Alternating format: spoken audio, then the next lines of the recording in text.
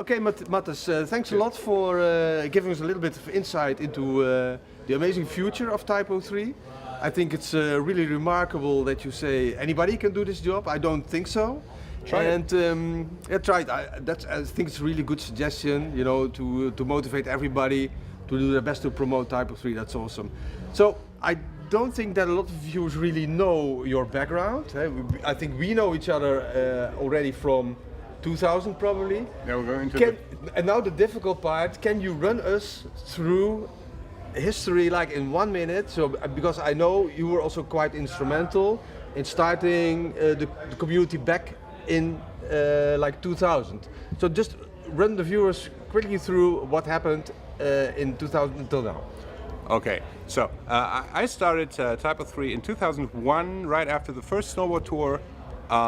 I was working with netfielders by the time, and I was constantly on news group duty. That's how we call it.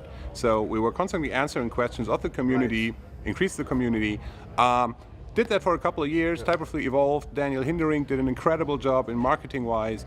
After that, we went to the TYPO3 association stuff, where I was active member. That was the term back in the day. I quit that, I think, 2 years later. Then still connected to being on events, doing the snowboard tour, always having the beginner snowboarders at that. Then I focused on my own company for a couple of years. After then, I think coming back in 2013 with the team. I think we could say there was a 60 certain. seconds? No, it's okay. There was a certain point where there was some disappointment in the development of TYPO3, right? And that changed. Yeah. When?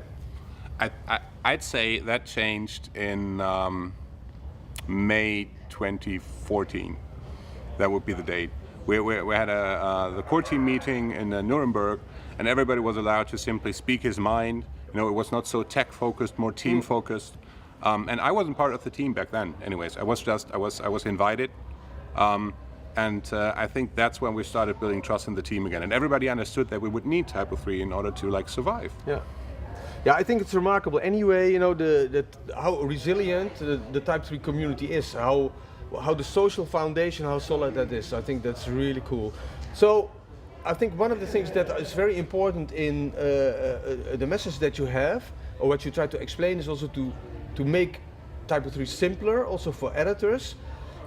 But we always kind of promoted it like an enterprise system where everything's possible. So, can you explain a little bit, you know, about this controversy? Well, do we make it as easy as WordPress, or what's the deal on that? Well, the thing is, if you take a look at something like, say, a Tesla. I don't know if you've ever driven in a Tesla. Yes.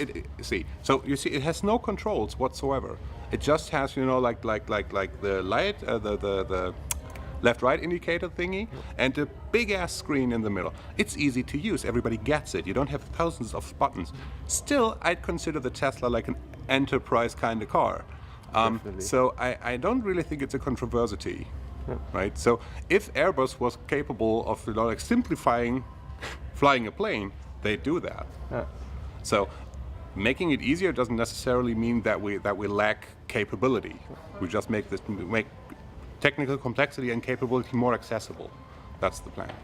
Yeah, okay, so for the last question, you mentioned like when we're off to TYPO3 LTS, then we're kind of back on top of the game. I think if I look at current developments, that it already seems like we're back on top of the game.